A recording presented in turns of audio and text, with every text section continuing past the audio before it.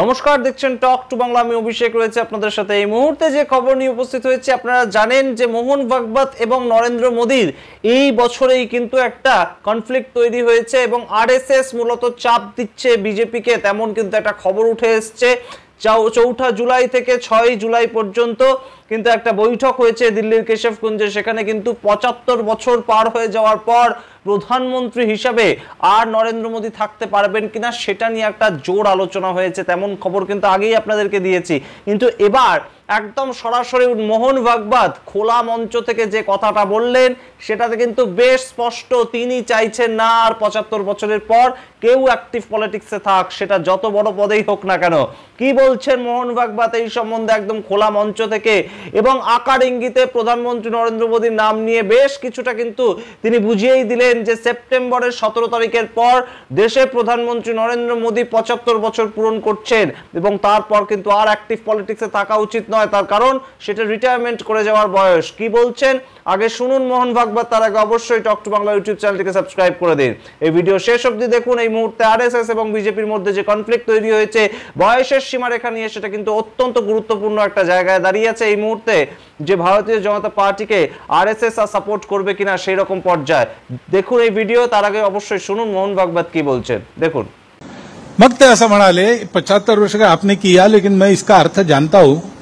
75 वर्ष की शाल जब उड़ी जाती है तो उसका अर्थ यह होता है कि अब आपकी आयु हो गई, अब जरा बाजू हमको करने दो। ये होता है कि अब आपकी आयु हो गई, अब जरा बाजू हमको करने दो।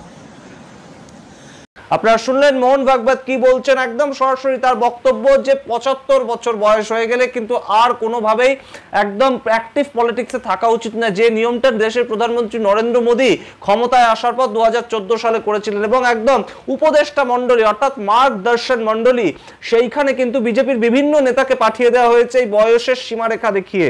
তার মধ্যে কিন্তু ছিলেন লালকৃষ্ণ আদবানি, মুরলী মনোহর যোশী, সুমিত্রা মহাজনদের মতন ব্যক্তিত্বরা। আরএসএস প্রধান মোহন ভাগবত যে কথাটা বলছেন সেটা দিয়ে কিন্তু একদম স্পষ্ট যে তিনি ইঙ্গিতে নরেন্দ্র মোদীকে উদ্দেশ্য করেই বলছেন। তিনি আরএসএস এর একজন কার্যকর্তা ছিলেন মোরপন্ত পিংলে, তার কথা টেনে এবার সরাসরি কিন্তু বললেন। তিনি বলছেন मोरपंत पिंगले जी ने बहुत काम किया, उनकी उम्र हो गई थी, शरीर भी थोड़ा दुर्बल हो गया था, तो हमने उनसे कहा कि अब सब कामकाज दूसरों को सौंप दीजिए। एकदम সরাসরি 75 বছর হয়ে গেছে, এবার আপনি সাইড হয়ে যান এবং অন্য কাউকে কাজ করতে দিন। এই কথাটা তিনি मोरपंत पिंगले जी কে বলেছিলেন এবং তার উত্তরে मोरपंत पिंगले जी কি বলছেন সেটাও মোহন ভাগবত কিন্তু একদম সরাসরি বলে দিয়েছেন যে पिंगले जी ने भी एक बार कहा 75 वर्ष की शॉल पहनाने की अर्थ मैं जानता हूं, অর্থাৎ শাল দিয়ে যে বরণ করা হয় 75 বছর বয়সে কাউকে, সেটার অর্থ তিনি জানেন। এবং তিনি বলছেন इसका मतलब है कि अब उम्र हो गई है, आप साइड में हट जा और बाकी लोगों को काम करने दो। এবার এই যে সামগ্রিক কথা, এই যে সামগ্রিক একটা কাহিনী হঠাৎ করে কেন মোহন ভাগবত বলবেন সেটা নিয়েই কিন্তু রীতিমতন চর্চা শুরু হয়েছে। আপনাদের কয়েকদিন আগেই শুনিয়েছিলাম যে অমিত শাহ তিনি হঠাৎ করে তার রিটায়ারমেন্ট প্ল্যান, তিনি রিটায়ারমেন্টের পরে বেদ উপনিষদ পড়বেন, এই সমস্ত প্ল্যান বলছেন এবং অবশ্যই তিনিও তার রিটায়ারমেন্টের কথা কোথাও গিয়ে ভাবছেন। এই প্রেক্ষাপট কিন্তু তৈরি হয়েছে, তার কারণ কিন্তু একটাই যে একদম সরাসরি আরএসএস থেকে চাপ এসছে এবং আরএসএস থেকে সেই সমস্ত নিয়ে কিন্তু আলোচনাও হয়েছে যে এই মুহূর্তে একটা নতুন বিজেপি অর্থাৎ নতুন চেহারা নিয়ে কিন্তু বিজেপিকে প্রতিষ্ঠা করতে চাইছে আরএসএস। আপনারা সবাই জানেন যে আরএসএস কিন্তু পক্ষান্তরে বিজেপিকে কন্ট্রোল করে, সেটা অটল বিহারী লালকৃষ্ণ আদবানির সময়ও হতে পারে কিংবা বর্তমানে মোদী অমিত শাহর সময়ও হতে পারে। যদিও বিজেপির একটা কিন্তু নিজস্ব কর্তৃত্ব অমিত শাহর হাতে এতদিন ধরে ছিল বিভিন্ন রাজ্যে, সেটা আমরা দেখতে পেয়েছি। কিন্তু যখনই আমরা দেখতে পেয়েছি যে আরএসএস এর সঙ্গে তাদের দূরত্ব বৃদ্ধি হয়েছে, তখনই 18 লোকসভা নির্বাচনে তাদের ফলাফল কিন্তু একদম ভরাডুবি হয়েছে মহারাষ্ট্রের মতন রাজ্যে। এবং তার পরবর্তীতে আরএসএস এর হাত ধরার পরবর্তী আমরা দেখলাম যে মহারাষ্ট্র, হরিয়ানাতে একটা বিপুল ফলাফল পেল। যদিও বিরোধীরা বলেন যে সেই সামগ্রিক ঘটনাটা আরএসএস যতটা গ্রাউন্ডে নেমে কাজ করেছে তার থেকে কিন্তু ভুয়ো ভোটার ঢুকিয়ে বিজেপি সেই ভোটটাকে জিতেছে। ম্যাচ ফিক্সিং এর কথা বলছেন রাহুল গান্ধী। কিন্তু এই মুহূর্তে মোহন ভাগবত যে কথাটা বললেন সেটার মাধ্যমে কিন্তু দুটো প্রশ্ন উঠে আসে যে একদম সেপ্টেম্বরের 17 তারিখ যদি নরেন্দ্র মোদী তিনি 75 বছর পূর্ণ করেন, তাহলে সেপ্টেম্বরের 11 তারিখ এই একদম মোহন ভাগবত তিনিও কিন্তু তার 75 বছর পূরণ করছেন। এবং সেই জায়গায় দাঁড়িয়ে যদি তিনি নরেন্দ্র মোদীকে চাপ দেন যে একদম অ্যাক্টিভ পলিটিক্স থেকে সরে যাওয়ার জন্য, তাহলে তো তার নিজের রিটায়ারমেন্টের সময় চলে এসেছে। এবং সেই প্রেক্ষাপটে দাঁড়িয়ে কিন্তু বেশ খানিকটা প্রশ্ন তুলছে বিভিন্ন মানুষজন। বলাই বাহুল্য যে পরিস্থিতি এসে সামনে দাঁড়িয়েছে, সেখানে কি মোহন ভাগবত যদি নরেন্দ্র মোদীকে উদ্দেশ্য করে এই ধরনের আকার ইঙ্গিতে বিভিন্ন কথাবার্তা বলেন, তাহলে কিন্তু বোঝাই যাচ্ছে যে এই মুহূর্তে বিজেপি এবং আরএসএস এর মধ্যে একটা দ্বন্দ্ব তৈরি হয়েছে এই বয়সের সীমারেখা নিয়ে, এবং সেটা কোথাও গিয়ে এই মুহূর্তে কিন্তু কংগ্রেসের পক্ষ থেকে একটা কটাক্ষ করা হয়েছে বিরোধীদের পক্ষ থেকে। এবং পবন খেরা, তিনি আপনারা জানেন যে কংগ্রেসের স্পোকসপারসন এবং অত্যন্ত জনপ্রিয় নেতা, তিনি সরাসরি কিন্তু একদম কটাক্ষ করে একটা ছবি পোস্ট করে, একদিকে আরএসএস এর মোহন ভাগবতের ছবি, আরেকদিকে দেশের প্রধানমন্ত্রী নরেন্দ্র মোদীর ছবি, তিনি সরাসরি বলছেন যে দুজনেরই এবার ব্যাগ গোছানোর সময় হয়েছে এবং একে অপরকে গাইড করো, আর কোনো কাজ নেই আপনাদের বিশেষ। সুতরাং এই মুহূর্তে কিন্তু দেশের রাজনীতি বেশ খানিকটা উত্তপ্ত। এই সামগ্রিক পরিস্থিতিতে যখন প্রধানমন্ত্রী নরেন্দ্র মোদী এবং অমিত শাহ কোথাও গিয়ে প্ল্যান করছিলেন তারা 2047 সাল পর্যন্ত দেশে সরকার চালাবেন, সেই সময় কিন্তু বেশ খানিকটা চাপে এই মুহূর্তে বয়সের সীমারেখা, এবং যেটা নিয়ে কিন্তু বেশ কঠোরতা পালন করছে, কঠোর মনোভাব দেখাচ্ছে একদম আরএসএস প্রধান মোহন ভাগবত। এবং তার অন্য একটা কারণ হিসেবে কিন্তু রাজনৈতিক বিশ্লেষকরা বলছেন যে এই সামগ্রিকভাবে যে একটা 75 বছর বয়সের যে চাপ, এইটা কিন্তু কোথাও গিয়ে বিজেপিরই বেশ কিছু নেতা মন্ত্রী যারা 75-এর সীমারেখার জন্য যাদেরকে অ্যাক্টিভ পলিটিক্স থেকে সরে দাঁড়াতে হয়েছে, সেইটা কিন্তু তারা আরএসএস এর সঙ্গে এখনো পর্যন্ত যুক্ত রয়েছেন। ঠিক যেমনভাবে মুরলী মনোহর যোশী, তিনি কিন্তু শক্ত সমর্থক ছিলেন, কিন্তু তাকে কিন্তু 75 বছর হয়ে গিয়েছিল বলে সরিয়ে দেওয়া হয়েছিল।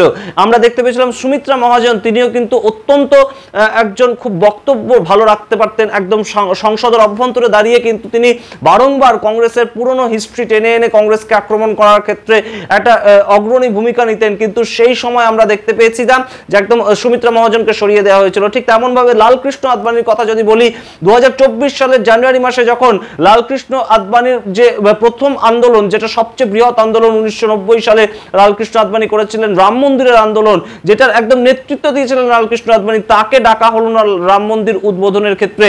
সেই সামগ্রিকভাবে যে অপমান, এবং সেই অপমানগুলো কিন্তু বারংবার অশীতিপর বিজেপির যারা নেতা তারা কিন্তু ফেস করেছেন। এবং সামগ্রিকভাবে এই পরিস্থিতিতে দাঁড়িয়ে আরএসএস কে দিয়ে কিন্তু কোথাও এই 75 বছরের সীমারেখাটা যাতে প্রধানমন্ত্রী নরেন্দ্র মোদীর উপরেও লাগু হয়, সেটা কিন্তু তারা চাইছেন। এবং সেই চাপটা মোহন ভাগবত কিন্তু এই কেশব কুঞ্জে 4 থেকে 6 তারিখ পর্যন্ত যে বৈঠক হয়েছে সেখানেও দিয়েছেন, এবং তার পরবর্তীতে আকার ইঙ্গিতে বিভিন্নভাবে তিনি কিন্তু একই কথা বলছেন। এবং সেই জায়গায় আমরা দেখতে পেয়েছিলাম গত কয়েকদিন আগে আপনাদের দেখিয়েছিলাম সেই ভিডিও, নীতিন গডকরি তিনি কিন্তু সরাসরি একদম দাঁড়িয়ে তারই সরকার, অর্থাৎ যে সরকারের তিনি সড়ক মন্ত্রী, পূর্ণাঙ্গ মন্ত্রী, 3 বারের মন্ত্রী, তারই সরকারের কিন্তু তিনি একদম রীতিমতন সমালোচনা করছেন, এবং গরিব আরো গরিব হয়ে যাচ্ছে, বড় লোক আরো বড় লোক হয়ে যাচ্ছে, এই ধরনের কথাবার্তা বলছেন। সুতরাং মোদী শাহের ক্ষমতা কি কোথাও গিয়ে এই মুহূর্তে সেপ্টেম্বর মাসের শেষে কিংবা এই বছরের শেষে কোথাও গিয়ে কমতে চলেছে, এবং তার পেছনে কি 75 বছরের বয়সের যে সীমারেখা তাদেরই ঠিক করা নিয়ম, এবং নিয়ম ঠিক করার সময় হয়তো মানুষ খেয়াল রাখে না যে সেই নিয়মের আওতায় তারাও একদিন পড়বে, এবং সেই সময় কি এখন এসে উপস্থিত হয়েছে যখন দেশের প্রধানমন্ত্রী 75 বছরের পরে আর অ্যাক্টিভ পলিটিক্সে থাকতে পারবেন না। আপনারা কি মনে করেন অবশ্যই কমেন্ট বক্সে কমেন্ট করে জানান।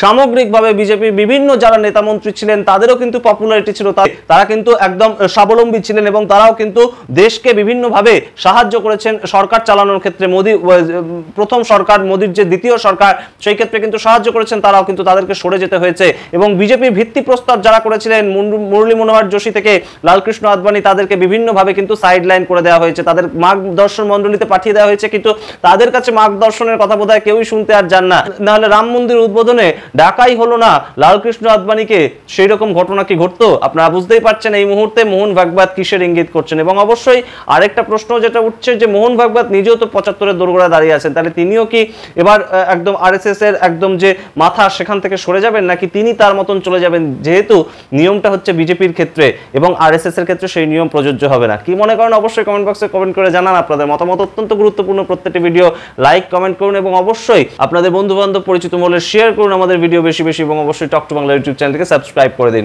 ধন্যবাদ।